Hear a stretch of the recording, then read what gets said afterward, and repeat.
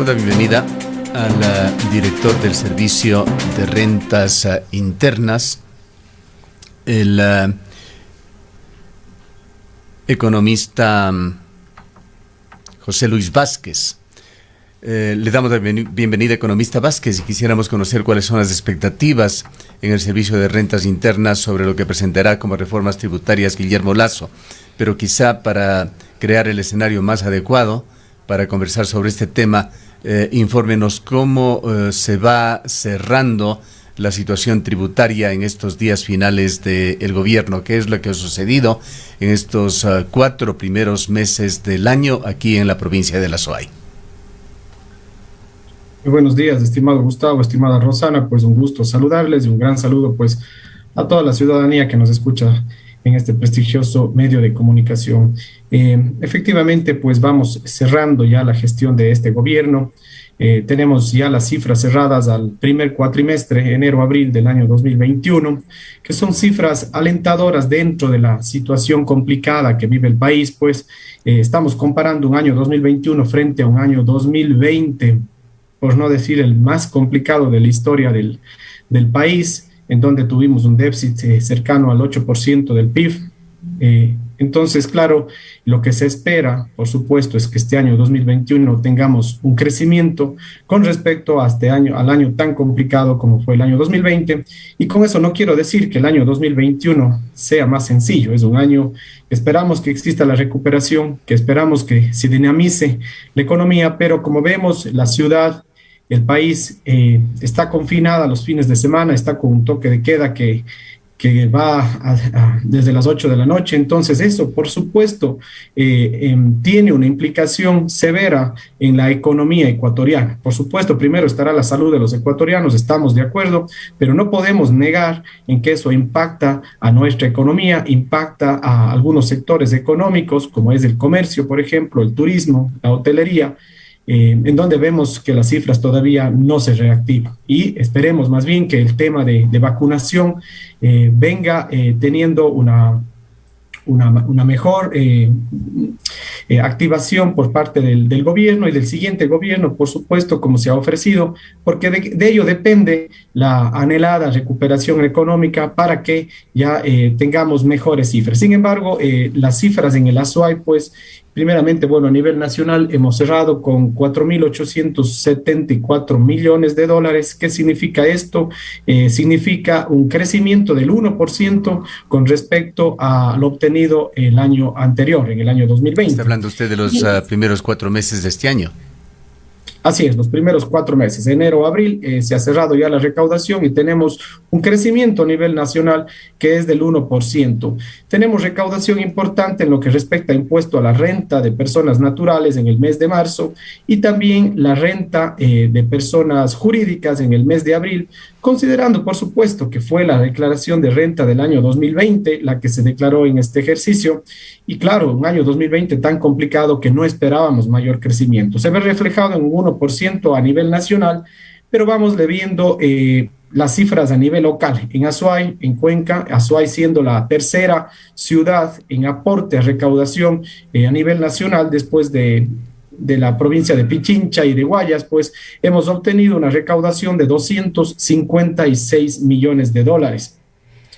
¿Qué significa esta cifra, estimado Gustavo? Significa un crecimiento del 22% con respecto al obtenido el año anterior. Entonces, es una cifra alentadora, hemos cumplido la meta de recaudación, tenemos impuestos que merecen ser resaltados, como son, por ejemplo, las retenciones en la fuente, en donde existe crecimiento del 23%, el impuesto a la renta de personas jurídicas de sociedades, también, pues prácticamente, si bien no tuvo un crecimiento sostenido, pero se mantiene con lo recaudado el año anterior, en lo que sí hemos tenido. ¿Cuánto ha influido, muy buenos días, este cambio que hubo del pago del 2% a los microempresarios? Recordamos que hubo una serie de pronunciamientos, de reclamos, sobre todo de personas que estaban siendo consideradas dentro de esta norma y que incluso se ha venido solicitando que este pago que hay que hacer de este 2% sea reformado.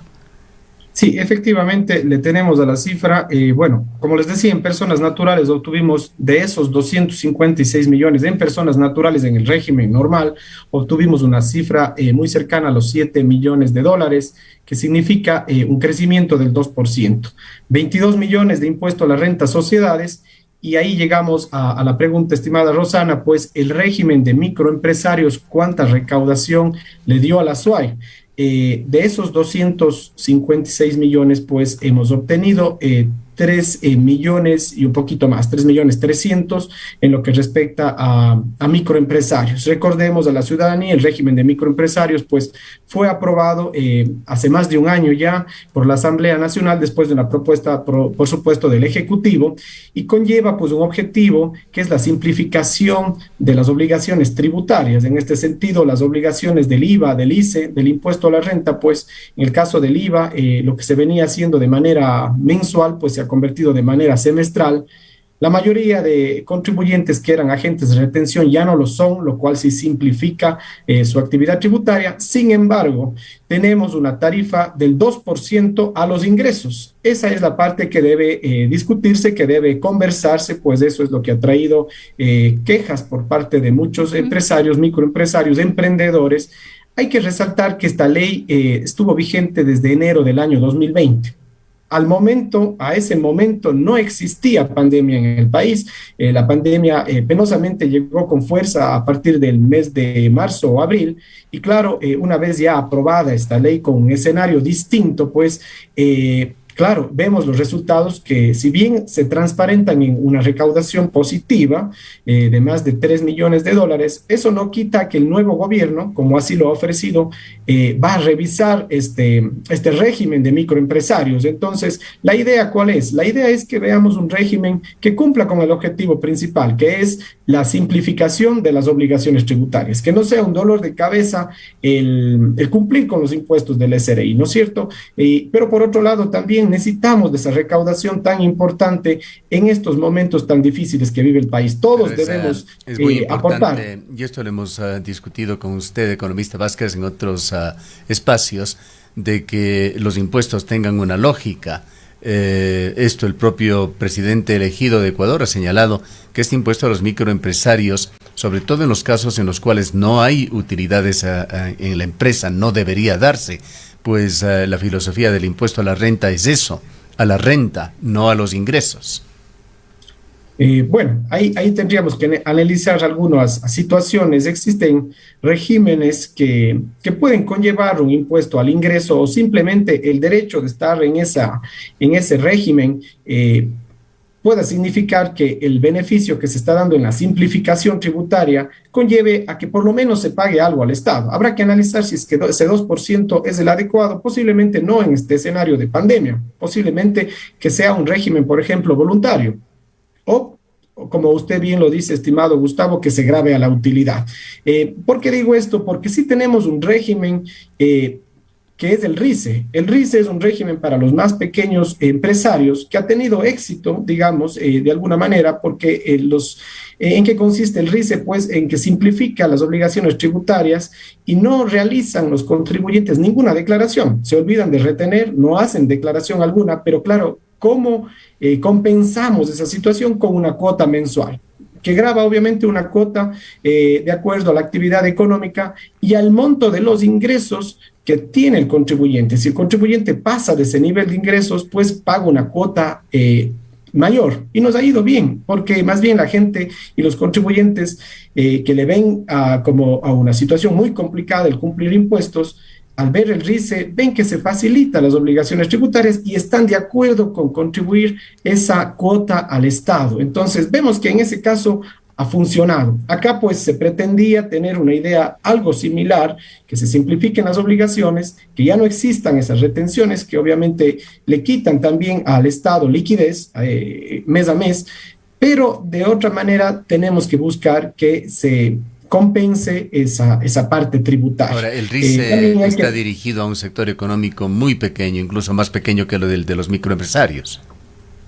Correcto, el RICE está dirigido a los más pequeños contribuyentes, son aquellos que tienen ingresos hasta $60,000 en el año, y es positivo para cuando uno recién va a poner un negocio, va a poner la tiendita y voy a iniciar con un comercio. Si me va bien, pues en algún momento pasaré al régimen siguiente, y si es que no, pues me quedaré en el régimen del RICE. Pero en el caso de microempresarios, yo creo que todos estamos de acuerdo en que el siguiente gobierno tiene que analizar este tema que de alguna manera ha golpeado, digamos, en la tarifa del 2%, en especial por el tema de la pandemia. Los sectores económicos han sido muy afectados, y esta ha sido una de las ofrecimientos del presidente electo para ya el día 24 tener ya algunos anuncios en materia tributaria. Recordemos que son propuestas que hace el Ejecutivo, y habrá que ver también el Legislativo cómo se va armando, como para ver si se aprueban todas las propuestas que se realicen el 24. No tenemos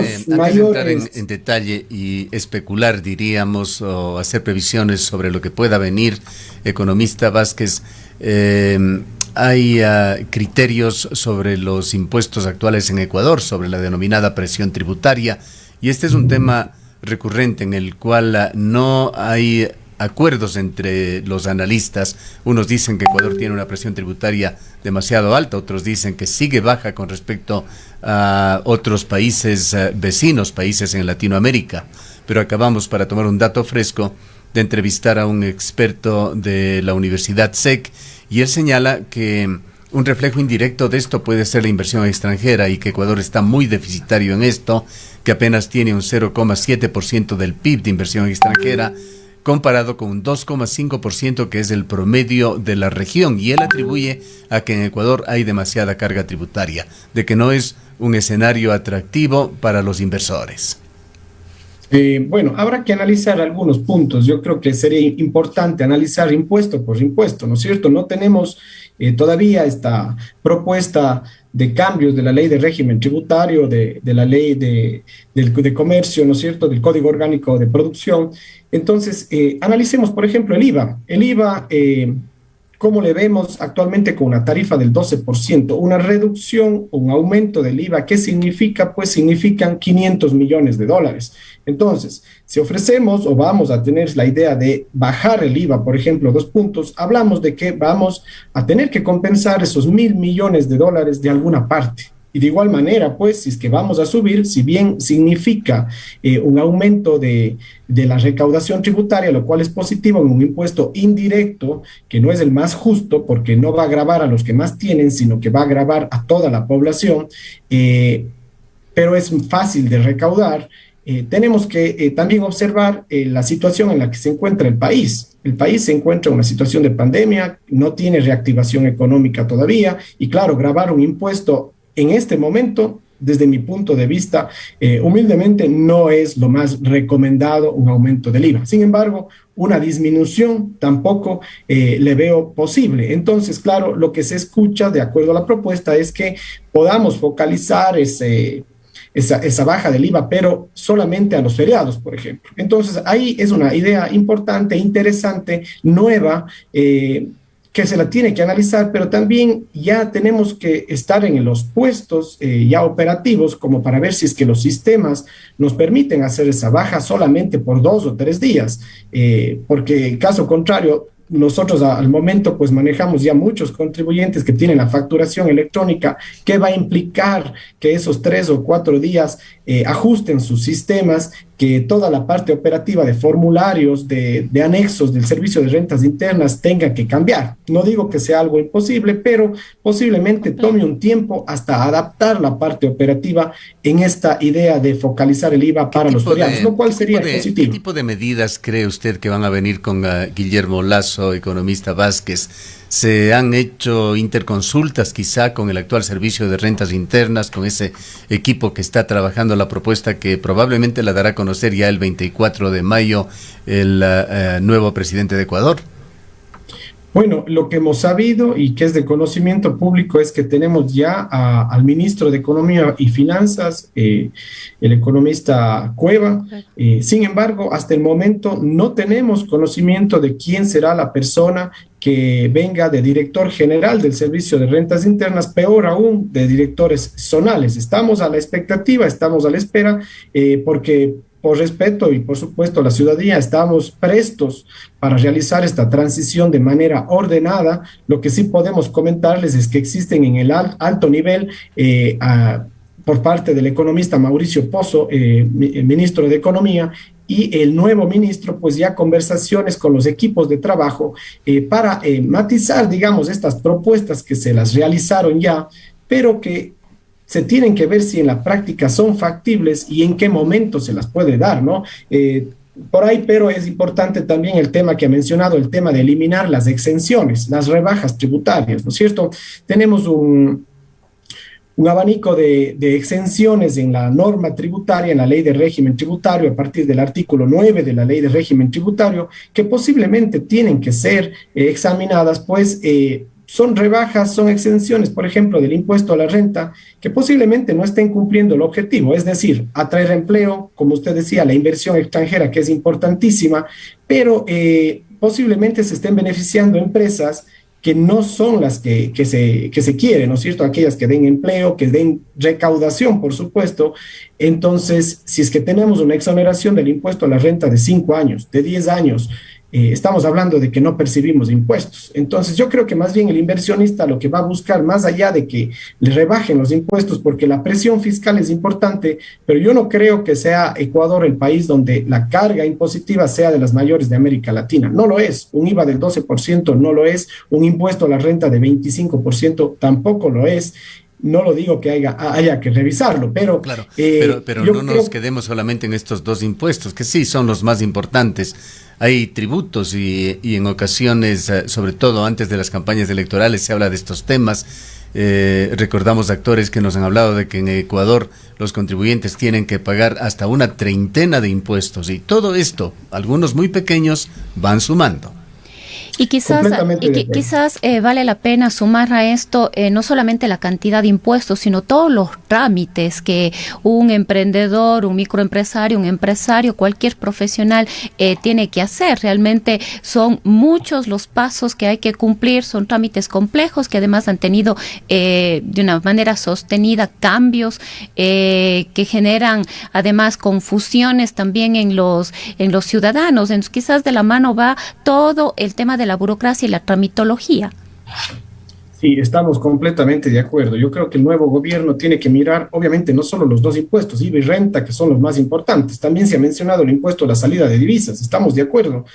Un impuesto del 5% a la salida de capitales, que obviamente no es atractivo para ningún inversionista, pues no. Entonces, más bien ahí la propuesta es rebajar el impuesto de manera gradual, lo cual es correcto. Más que nada, y hablamos gradualmente, y creo que estamos todos de acuerdo en ese sentido, de que el ISD representa el tercer impuesto de importancia a nivel nacional, es decir, casi $1.000 millones percibe el Ecuador ya por este impuesto a la salida de divisas. Entonces, bajarlo de una sola, pues, representará, obviamente, y afectará al presupuesto general del Estado y de difícil compensación, porque esa reactivación económica, si es que mañana bajamos el ISD, no será inmediata. No será inmediato, tomará su tiempo, tomará posiblemente meses o posiblemente un año a que esa reactivación vuelva. Entonces, la propuesta de Guillermo Lasso en el sentido de bajar el ISD de manera gradual o progresiva estaría en el camino correcto desde mi punto de vista. Sin embargo, habrá que ver cómo compensamos esa rebaja de impuestos. Pero, estimada Rosana, usted tiene mucha razón. Yo creo que el próximo gobierno tiene que trabajar sobre 3 ejes fundamentales. El primero es la simplicidad administrativa. Estamos completamente de acuerdo. Este gobierno ha trabajado, el Servicio de Rentas Internas, nuestra máxima autoridad, ha puesto el mayor de los énfasis en realizar esta simplicidad que venga acompañada de una mejora tecnológica. Nosotros, esta administración ha cambiado, pues, equipos tecnológicos que venían desde el año 2005, si no estoy mal, y claro, hubo esa reingeniería digital tan importante a inicios de este año, pero claro que conllevó intermitencias en el sistema y que hoy en día pues nos permiten tener la seguridad de que vamos a avanzar con mejor tecnología. Los formularios al 100%, las declaraciones las tenemos hoy en día. Antes demoraban 30 minutos hacer una declaración del IVA, por ejemplo, ahora el promedio más o menos de 5 a 7 minutos, en donde tenemos que trabajar en menor número de requisitos, menor número de trámites, papeleos, por supuesto. Ahora que estamos en este mundo electrónico, especialmente por la pandemia, por ejemplo, estamos realizando nuestros trámites electrónicos. Alguien que quiera sacar el RUC, por ejemplo, lo puede hacer 100% en línea. Sin embargo, necesita esta firma electrónica, que es importante. Entonces, necesitamos que esos precios de las firmas electrónicas bajen para que el contribuyente pueda acceder.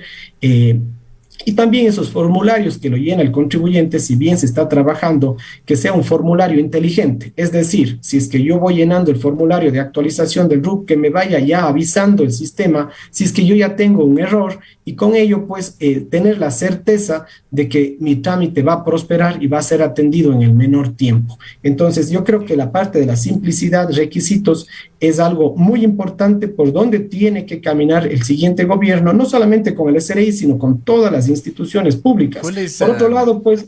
¿Cuál es, economista Vázquez, si me permite una pregunta, su criterio sobre ciertos rubros que a todos los ecuatorianos, a todos los ciudadanos nos toca eventualmente pagar, como es el de la matriculación vehicular?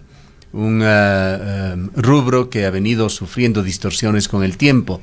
Creo que solamente aquí en Ecuador se pueden pagar valores que superan los $2,000 por matricular un vehículo, y son políticas que no necesariamente han venido, como se dan en otros países, de la mano con una política de Estado medioambiental que quiere menos vehículos, por ejemplo, o una política para invertir eso en mejores carreteras, en mejor señalización, cosas que no lo vemos por acá, por el país.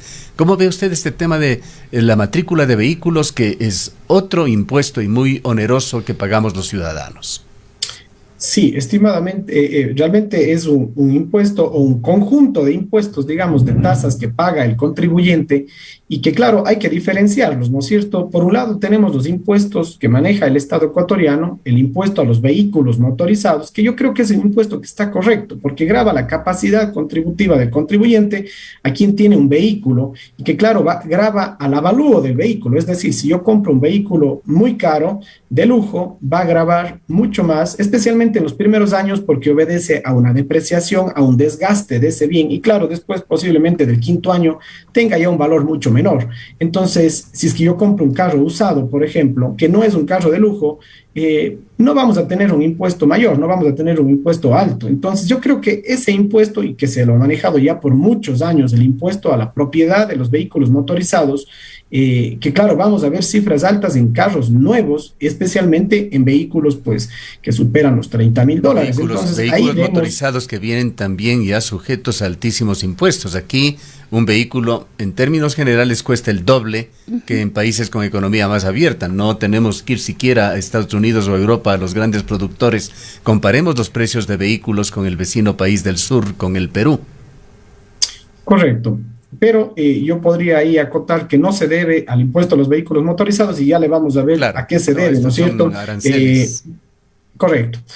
¿Qué otro? Teníamos el famoso impuesto verde, ¿no es cierto? El impuesto a la contaminación vehicular. Entonces, ese impuesto, estamos de acuerdo que era un impuesto que distorsionaba la economía, que no obedecía a una capacidad contributiva. Una persona que tenía un carro grande, una Blazer 4x4, pero antigua, del año 81, y que posiblemente no esté en la capacidad pues de cambiar su carrito, sino más bien ya lo tiene ahí para, a pesar de que consume gasolina, pues lo tiene ahí para su familia, pues no es cierto, es el carro que más pagaba, porque tenía dos factores que se tomaban en cuenta para el impuesto. El primero, pues, el cilindraje, un carro de un cilindraje de 4,000, de 5,000 centímetros cúbicos, y segundo, pues, el año, ¿no es cierto? Al ser antiguo, grababa más. Entonces, yo creo que lo correcto fue eliminar este impuesto por más recaudación que nos dé al Estado, eliminar porque no estaba bien concebido. Por supuesto, habrán impuestos que tienen que ir para ayudar a mitigar el tema ambiental. Por supuesto, los impuestos también están para eso. Sin embargo, este impuesto no obedecía y no cumplía pues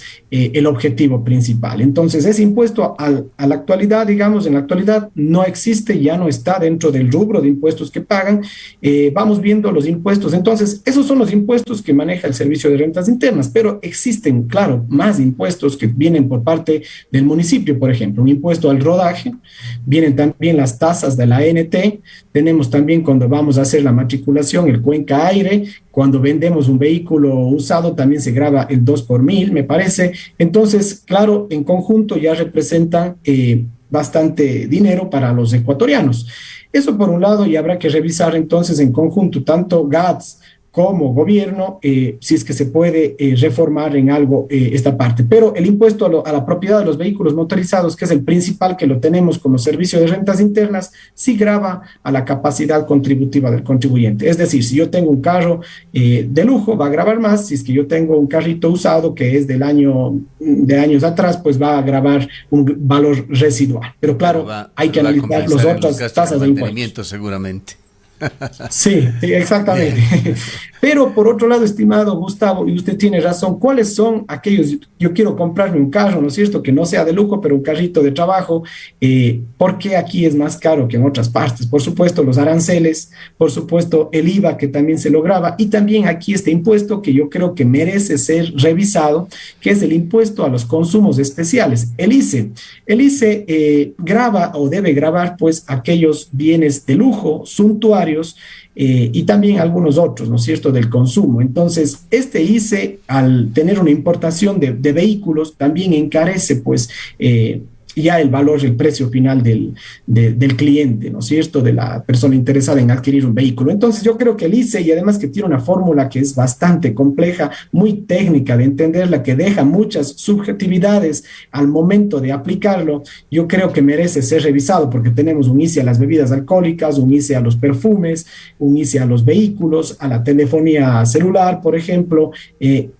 Si bien da recaudación y es el cuarto impuesto de mayor importancia, entiendo y debo decir que sí merece ser revisado, especialmente en la manera de su cálculo. Debe ser más simple de aplicar. El tiempo se nos ha agotado, economista Vázquez. Realmente hay muchas aristas, muchos temas aquí que tratar y mucho trabajo que tienen los analistas externos y tendrá el Servicio de Rentas Internas en el gobierno de Guillermo Lasso. Se tienen que simplificar muchas cosas en Ecuador, reducir el número de impuestos, también reducir impuestos como medidas contracíclicas para un país que necesita ponerse en mejores vías de desarrollo. Sus recomendaciones finales para nuestros oyentes, economista Vázquez. Gracias, estimado Gustavo. Sí, la verdad nos quedó muy corto el tiempo, son muchos los ámbitos de que podemos topar, pero nada más el mensaje final, que estamos a las órdenes ya en esta fase final de gobierno para hacer la transición de manera ordenada, como debe ser la parte democrática. Estamos a la espera pues de las nuevas autoridades y a las órdenes para poder transmitir cómo queda pues la institución ya aquí en la zona 6. 3 ejes institucionales que se deben trabajar: simplicidad administrativa, la lucha contra el fraude, la evasión fiscal, por supuesto, esto tenemos que fortalecerlo, y el fortalecimiento de la imagen institucional. Yo creo que son 3 ejes fundamentales por los cuales debe trabajar el siguiente gobierno, y que por supuesto le deseamos el mejor de los éxitos. Muchas gracias. Gracias al economista José Luis Vázquez. Él es el director zonal 6 del Servicio de Rentas Internas. Cuenca, año 2050. Cuando la contaminación y la escasez de agua son problemas en todo el mundo, en Cuenca, Ecuador, todavía se vive tan bien como hace 30 años. Esto gracias a que los cuencanos tomaron decisiones correctas, como la construcción del proyecto hidroeléctrico Soldados Yanuncay, que ha generado 22 megavatios de energía limpia, reguló el caudal del río Yanuncay y garantizó el agua potable para Cuenca y agua de riego para San Joaquín y Baños. Aunque esto parezca ficción, es nuestro compromiso con Cuenca Bicentenaria, el Ecaustro. Juntos generamos agua y energía para la vida.